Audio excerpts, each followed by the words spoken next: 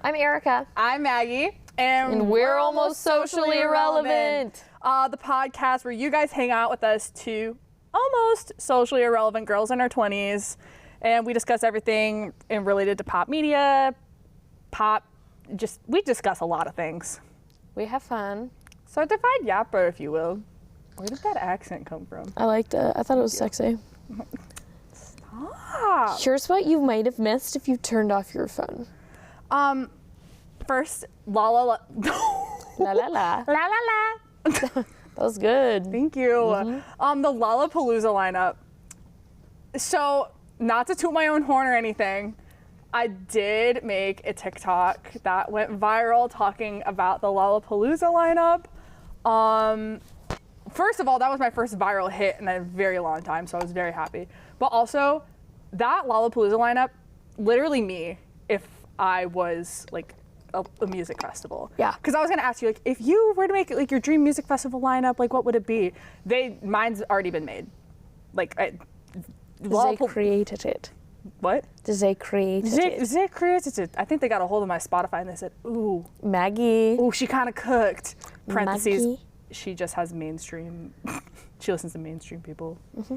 But I got tickets. I was one of the few, apparently, that got the 4-day passes. Did you hear about all this drama? Mm-mm. Okay, so the 4-day passes sold out within an hour, and it's the first time this has happened, I think, since 2014.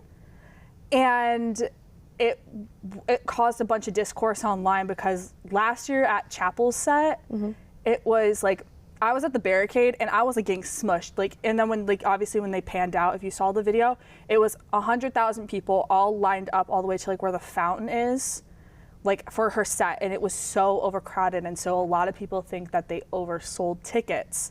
Ooh. And so then this year, a lot of people think that they undersold the 4-day passes so then they could focus on selling the 1- and 2-day passes because they did something that they normally don't do, which is the day, or like, I think it was like 30 minutes after the 4-day passes were available for people to buy, they dropped the day-by-day lineup.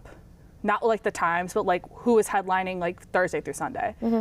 And then they released the 2- and 1-day passes. And then those began selling out really quick because people began to panic because like the 4-day passes are gone. Oh my gosh, like now I need to buy like a 1 or the 2-day pass. And so the 1-day passes I think were like $90 to $100. Correct me if I'm wrong. Josh, did you get a 1-day pass? I did. How much was it? I don't know. My friend was just like, I bought you tickets to see Sabrina, and I was like, okay. That's so nice. So I actually don't know how much. Let me check. I believe, yeah, I think it's about like 90 to 100 a day. The 4-day pass was about $385 plus the fee, so it's like a little over 400 for all 4 days. And then the thing is that the 2-day passes were about the same price as the 4-day pass. 1-day Jen Amish is $189. Oh my God, are you serious? Yeah, okay, wait, let me read these. 1-day general admission, $189. Okay, Bruh. Hold on, it effed. 1-day general admission plus Thursday or Friday, $300. 1-day general admission plus Saturday or Sunday, $300. 1-day VIP Thursday or Friday, $585. How much was the 4-day? The 4-day, it was about, I think in total, $425 for all 4 days for just the regular GA 4-day pass. Oh, okay. So it's a lot of people are thinking that $189 is crazy. $189 for one. I mean, obviously it's 8 stages and it's a ton of artists in one day, but like, it's, as somebody who wants to go into the music industry, I understand. Like they marketed that. It was honestly great on their end, like the marketing team's end, to do what they did because it brought so much traction to Lolla, and it's making it kind of seem like it's more of like an exclusive event like Coachella. I would say I think they're trying to rebrand themselves to kind of almost be up with Coachella in terms of music festivals in my eyes. But it then also like made so many people in the like Illinois, Chicago area mad because they were like, why are like all these people like buying the tickets? It should be going to like Chicago natives first. And then it's like, okay, well then you should be telling them like Governor's Ball that, Coachella that, like they should be selling to like the people in the area first. So it's like, I don't know, there's a lot of discourse going on about it, but I'm very happy I did get my tickets. Yeah. But I do know, however, I'm so unbelievably excited to see like literally every single artist I saw this past year or last year, I get to see again in the span of 4 days. Yeah. Maggie texts me. She's being like, la la lineup. Like, oh my God. I take a peek at it and being like, dope, dope, dope. Like, all very good artists. All of these artists make sense. Like, fire. She's being like, yes. Sorry. Sorry to the volume. She's being like, yes. Like, oh my God. Like, I'm tweaking out on my trip right now. She was in Louisiana. I can hear them talking. Like, I know, I can hear them giggling in the back. Guys, I'm sorry. I'm sorry. No, I literally, the moment the lineup came out, I texted Erica and I was like, Erica, did you see the Lollapalooza lineup came out? We need to talk about this on the podcast. They got Korn. I had never heard of Korn. You don't know about Korn? No, but the people in my comment section are like, Olivia Rodrigo and Korn on the same day? Is crazy. Korn is like divorced dad, like metal. I was gonna say, I saw Lala's like preview and I was like, this is so funny to me. It's like I love their lineup arrangement in terms of like genres. Because what do you mean Olivia Rodrigo and Korn are going at the same time? What do you mean of baby metal? Baby metal? Yeah, it's this like Korean girl group, and they were like really popular. Hold on, let me look them up real quick. But yeah, baby metal. But like, they're like straight up like, I think they're death metal artists. Yeah, I want to be. Is it like K-pop death metal? Like, it's Sue metal. There's different. I should really. Are know. you kidding? Yeah. I'm not into like metal or like really hard rock. Neither am I. Like Korn. There's like black metal. There's like death metal. There's hard metal. Like new metal. I feel like I'm gonna go down a rabbit hole later. Like Black Sabbath is like old metal, like stuff like that. Okay. You should go on a rabbit hole. I feel like you'd be like interesting. I can't like really listen to it because I don't get it, and I'm not ashamed to be like I don't get it. No, and that's the thing. I need to hop on my high horse for a second here. When people shame other people for their taste in music, it really a lot of things today have just been like PMO. Yeah. Very like making me very upset today. I said I think it's because I didn't go to bed at my normal bedtime last night. But when, I'm a Swiftie, and whenever I'm like, I like Taylor Swift, and people are like, oh my God, I hate her music so much. Oh my God, she's so annoying. Why? Like, genuine, did she hurt you? Did she hurt your family? I don't think she did. Did she write a breakup song that really affected you? God, same for me, but I don't hate her. What? It's like, I don't know. I would never shame somebody if they're like, I love death metal. I'd be like, okay, that's a little like interesting, but like whatever you want to listen to, please, like it's your taste in music. Yeah. I would never shame somebody for liking their music. I'm stepping off my high horse. I liked your high horse. I think that there are at times like completely valid critiques of Taylor Swift and any of those artists in general. I mean, Selena Gomez. I love Selena Gomez. I've been a Selena Gomez girly since I was like actually like 8 from Wizards of Waverly Place. She holds a very special place in my heart. But she's a billionaire now. And I think there are principles and different ethical practices that maybe are being broken. Not even maybe being broken, like are broken when you have an artist that like reaches this certain amount of wealth and fame. But at the same time, you're not like really bringing that up in a conversation with a girl or our age or younger or older. You just want to dunk on her so bad for liking music. Yeah, you said that great. Thank you.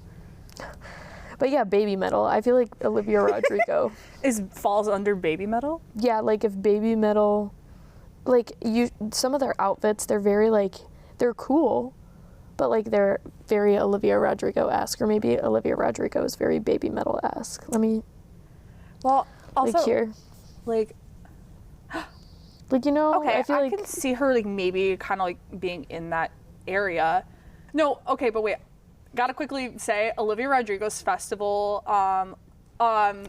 her set list, opening with Obsessed, I don't know if like, how big of a Olivia Rodrigo fan you are, but like I am so proud of her for headlining her first stadium last night.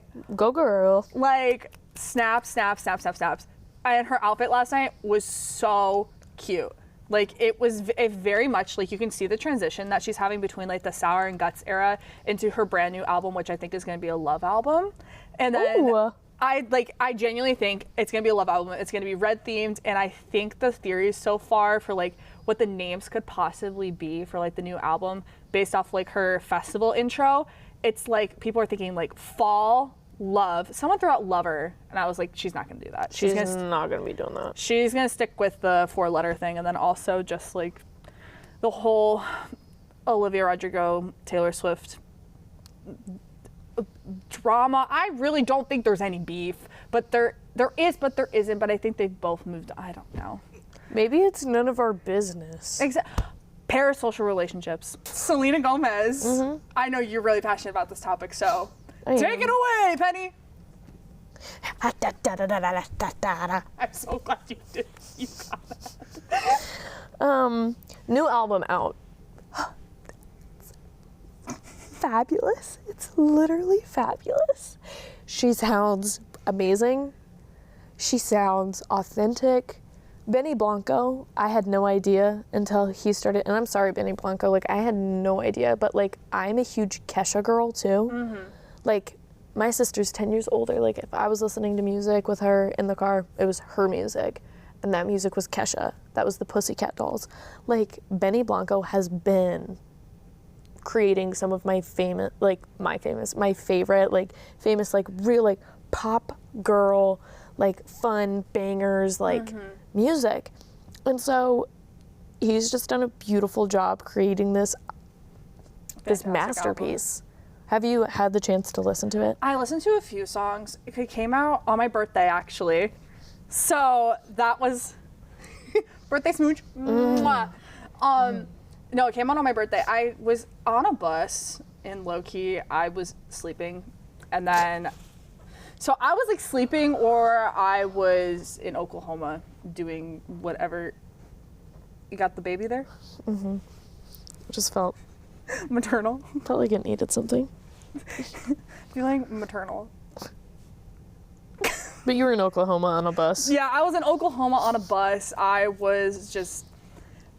honestly was sunburnt, tired. I just needed to sleep. So I didn't really listen to it much. I do, however, need to go listen to that and then Eternal Sunshine Deluxe that comes out at 11 p.m. tonight. Except I will be asleep by 9 p.m. because if I do not go to bed by 9 p.m. tonight, you guys, I actually think someone's going to get hurt. I'm going to see my friend Ashley. Ashley! It's amazing though. Highly recommend listening. I did listen to the Gracie Abrams song because it plays on the bathroom radio in my house. I like that one. But I wish it was longer. Yeah, I agree. Like the thing is, she's like been quoted as saying pretty much that this album is not what people think it's about. That this is like closing doors that had been left open for too long, but it's about both her and Benny's pasts. Mm-hmm. And so this bleeds into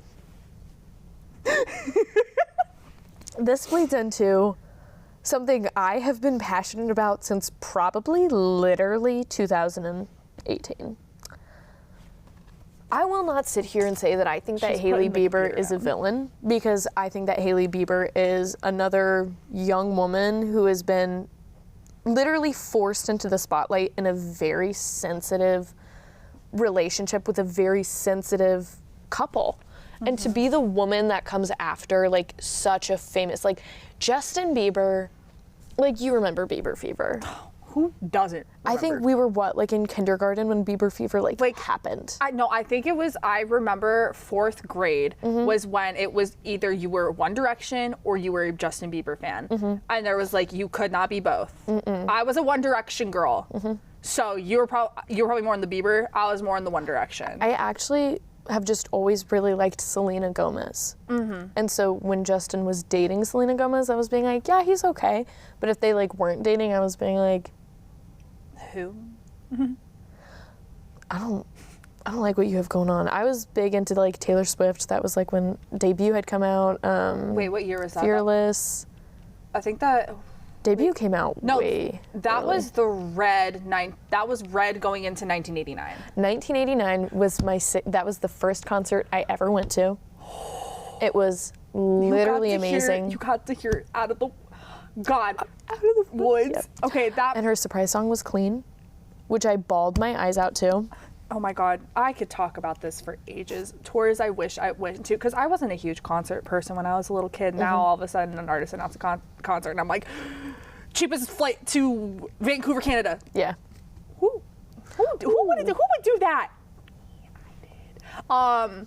But like, I wish I went to 1989 because that is my favorite album.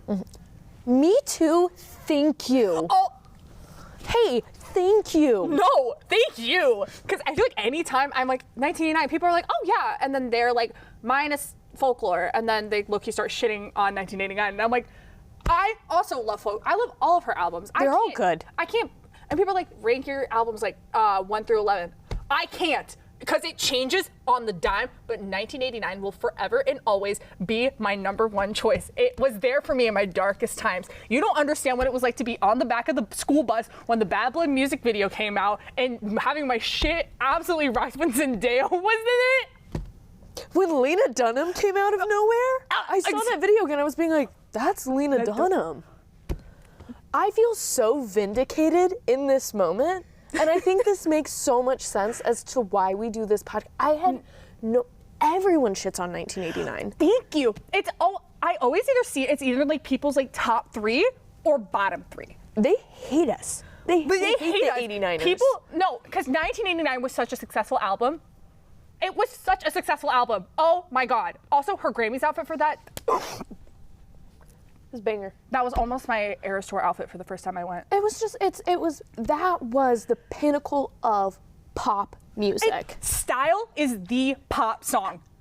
Style is the pop song, and someone can go argue with a wall. Dude. I do not care. Out of the Woods was fantastic. Clean was beautiful. I need to show you my rendition of Out of the Woods. I did the full performance with the tour choreography from 1989. Yeah, I do want to see that. I'm going to send that to you. I want to see that immediately. No, I'll send it to you. That makes, like, I got that shirt that she had. You know, that was like the post-it, or not the post-it, the Polaroid? The Polaroid, where it's her, and she's got the bird shirt on, and it's like the iconic red lip, and it just stops right under her nose. And then I got that one, and it had this like black lining, and then black right there. It was like blocked. Like, I know exactly which one you're talking about. And then and I was literally in 6th or 7th grade, like summer going into 7th grade, and I put red lipstick on for like one of the first times.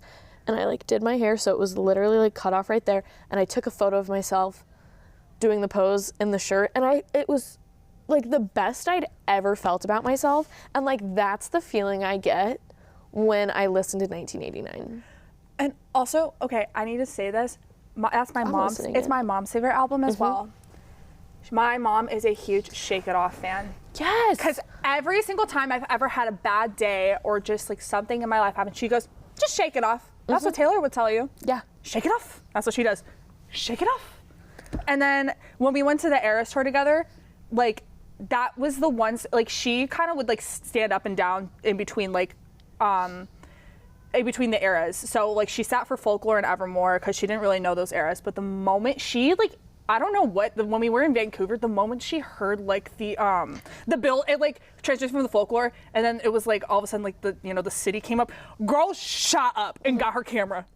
She was ready. She was ready. And she also, like, I took the same video from when we went in Detroit and Vancouver, and I put it side by side. I don't know if you saw it for her birthday, I posted it. On your Instagram? On my Instagram, I don't yeah. think I did see it. I'll show it to you when we're done filming. But it was like, I refilmed the same video where it was like the dual camera. It was me and her and the show. And I put both of the videos, and it was like the same video. And as we're seeing it, we go, oh my God, in both of them. And it's just like, people who shit on Shake It Off do not like fun and sparkles. I'm so sorry. You are a hater of everything fun and nice. Mm-hmm. That's all. I did it for a pageant thing. I did pageants as a child. If that makes sense.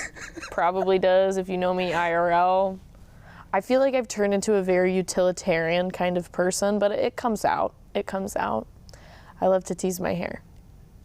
I love to get into sparkly dresses. But yeah, I was a child not like crazy pageants. They were like county pageants, but anyways, we did it to shake it off. And I got to do it. I was the junior miss, so I got to do it with the miss and then the little miss. And I loved my little miss. She was 6 and I was 11 turning 12, and I still talk to her.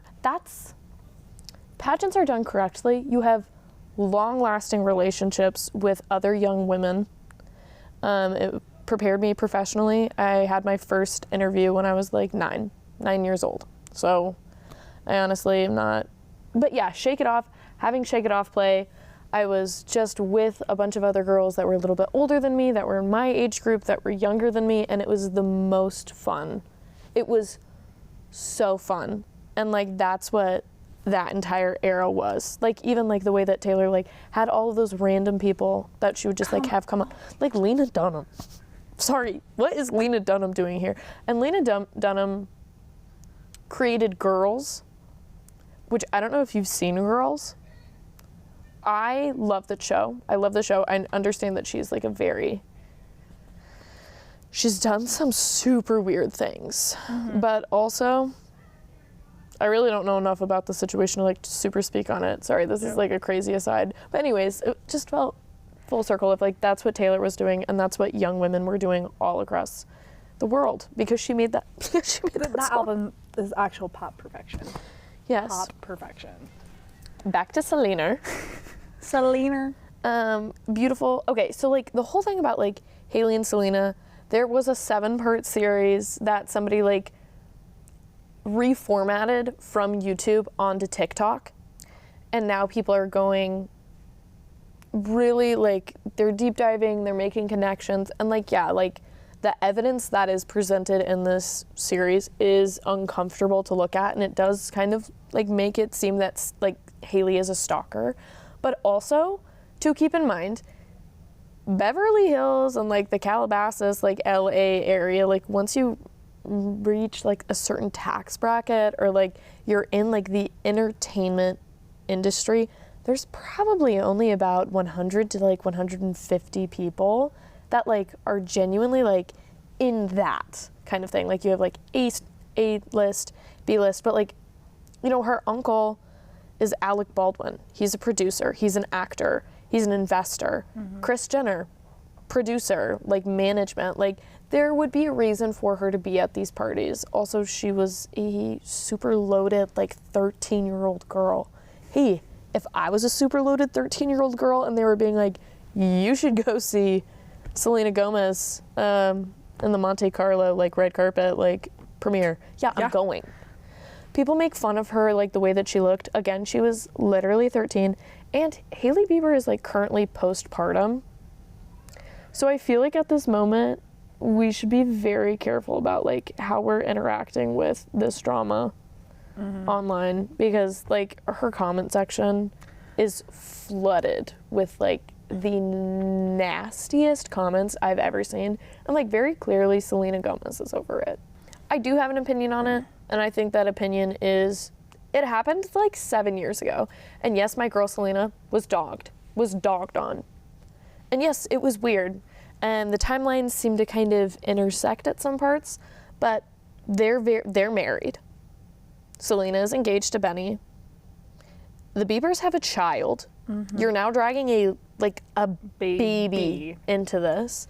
And it seems that like Justin Bieber is going through something either emotionally. People are calling it like a crash out. When I was like kind of reading into it, a lot of people were like, he's been posting on social media like the weirdest pictures. Yes. And so people are like, he's crashing out over Selena's new album, this, that, and the other thing. We don't know. Stop.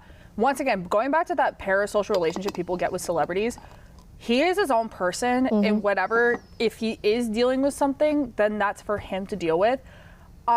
If he's not, and he just is like dumping photos randomly, that's fine too. Could be any number of issues. I think that people also forget that like he got famous when he was like 12 years old, and he had a very young mother who was not like used to the entertainment industry, and like unfortunately we've seen it, like it is all over the news. We know exactly like kind of what's happening with the Sean Combs trial, so on and so forth. We have no idea what happened, but we do know that he was a very young star, as were many of these people. So like without making any assumptions, like he probably has a lot of things going on that we have no idea about. So how about we leave him alone? Yeah. How about we stop bringing up stuff from 2014? Let the past be the past. They've sure let it to rest. Yes. Stop bringing it up. But I love you, Selena.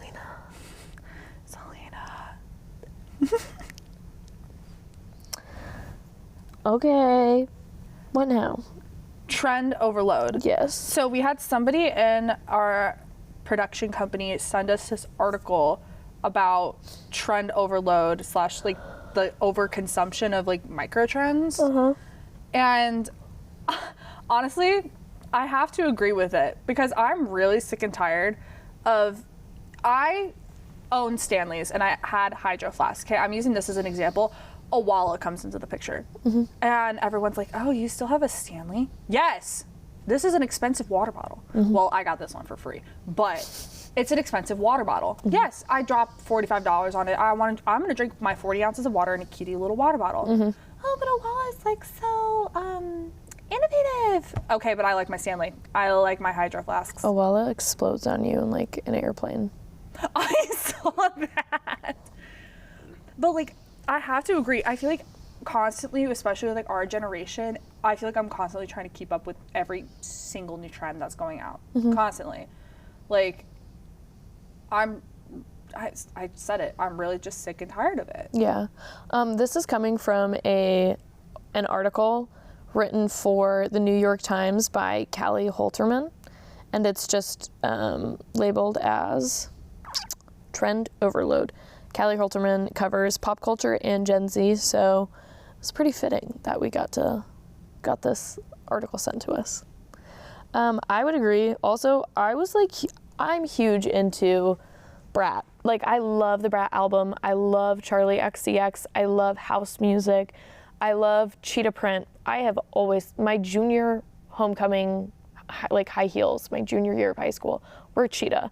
That's been about 6 years at this point, almost 5 or 6 years or something like that, where like people were being like, that's weird that you have like, oh, I can't believe you did like leopard, like animal print heels, because it just like wasn't, like I have always really loved animal print. Like leather. I loved the Nanny growing up. I've mentioned that. Where it's these things that I've like really spent a lot of time trying to like find and curate my closet, and like I go thrifting all the time, or I invest money into expensive pieces that I have to save up for, or I had to work a really long time to like obtain, and to see these smaller brands or artists have their work literally like ripped right off the page and then reproduced by Shein or Temu or on TikTok Shop. And then, you know, people get paid to promote these products, and then literally within like 3 weeks, it's like, oh, you still wear bows? I have loved bows since I was like in high school. Like, I don't know. I very much kind of like got onto like the bow trend. It's kind of like when Gracie back. I think we talked about this. I think it was like back in 2021. That's when it kind of like started making that resurgence again. But now I feel like it's being thrown at my face almost. Everywhere I go, I walk into a store, the shirt has bows all over it. And I'm like, I think it was fine for like a while. And I was like, oh yeah, that's cute. But now I'm like, I feel like now I just don't want to wear a bow because it's just, I see it everywhere. Am I still going to be pulled up at Gracie Abrams set with a bow on my hair? 100% absolutely. But like, I just feel like a lot of things, like the moment it kind of becomes very popular, it gets thrown in my face. And also going back to like the TikTok Shop thing, I have enough followers where I can do that, and I could definitely 100% get I could get compensated for doing TikTok Shop, but I choose not to because of stuff like this, where it's like I don't want to be paying like, yes, it's nice that a lot of their products are so cheap and I would be making like a good buck off of it if people use whatever my link. But it's like, I don't want to be responsible if like I make an ad for like a piece of jewelry and I'm like, oh, it doesn't tarnish, and then someone buys it and it tarnishes. My rule of thumb, I worked in the mall for like years. I've done retail for a very long time. Wait, you worked at? I'd rather not say. Oh wait, actually no, never mind. Not like I'm gonna get canceled for it. I like to keep my private life private. One of my friends worked at a store like adjacent to the one that you worked at, so I was kind of like, wait, like, who was it? Who was it? Parent company. Yeah.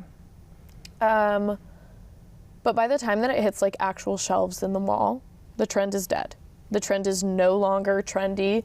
You won't get like bullied for having it, but you are going to get, you're not going to go viral, which is like the point of everything.